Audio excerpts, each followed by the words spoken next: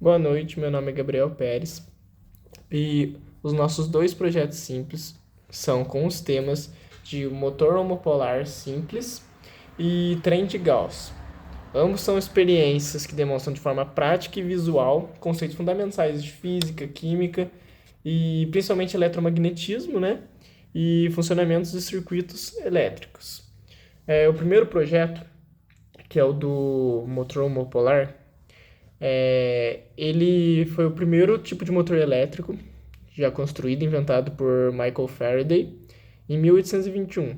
Ele funciona com base na lei de Lorentz, que afirma que uma carga elétrica em movimento dentro de um campo magnético sofre uma força perpendicular tanto ao campo quanto ao sentido da corrente.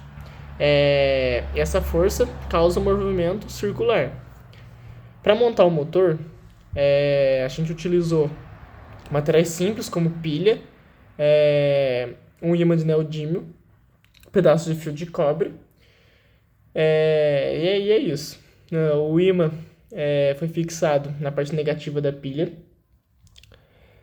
O fio foi dobrado de forma que ele tocasse simultaneamente a parte positiva da pilha e o ímã. E quando o circuito foi fechado, a corrente elétrica flui pelo fio e interage com o campo magnético, gerando a força de Lorentz, que impulsiona o fio em movimento giratório.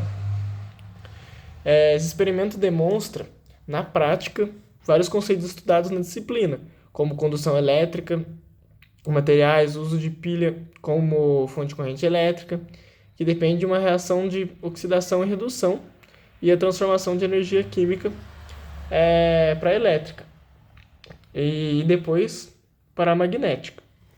E o segundo projeto é sobre o trem de Gauss, que também se baseia em princípios eletromagnéticos. O nome vem do físico Carl Friedrich Gauss, e o projeto mostra como um conjunto de ímãs em um fio condutor, que no nosso caso é o fio de cobre, né? Podem gerar um movimento contínuo. Para a gente montar esse trem, a gente utilizou uma pilha pequena, 2 ímãs de neodímio e um fio de cobre enrolado em forma de espiral. Os ímãs foram fixados na extremidade da pilha. Esse conjunto foi colocado dentro da espiral do fio de cobre. Quando foi colocado nesse tubo, né, que a gente fez com o fio de cobre, esse trem, que no caso seria a pilha, né, ele começou a se mover rapidamente. E isso aconteceu porque a corrente elétrica fornecida pela pilha fluiu através do fio de cobre que estava em espiral e gerou um campo magnético ao redor do fio, assim, interagindo com os campos dos ímãs e criando uma força que impulsiona essa pilha, né, esse trem para frente, fazendo se movimentar através dessa força de Lorentz. E o trem de Gauss, ele reforça conceitos como a geração do campo magnético por corrente elétrica, conforme a lei de Ampère, né?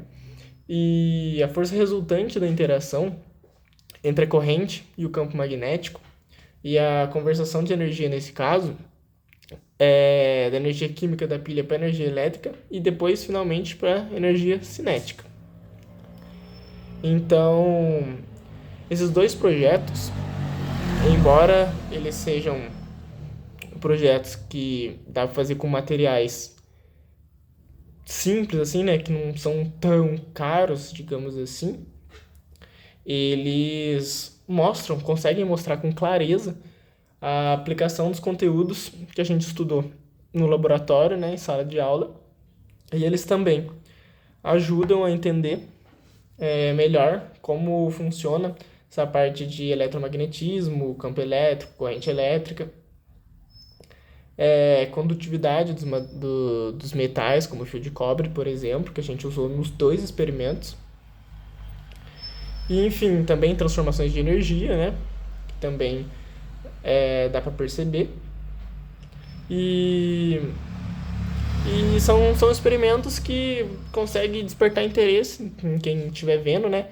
sobre eletricidade, magnetismo, eletroquímica, por exemplo, também, e mostra como que a ciência pode ser aplicada de forma criativa, didática e de um jeito até que acessível, né, com esses tipos de materiais.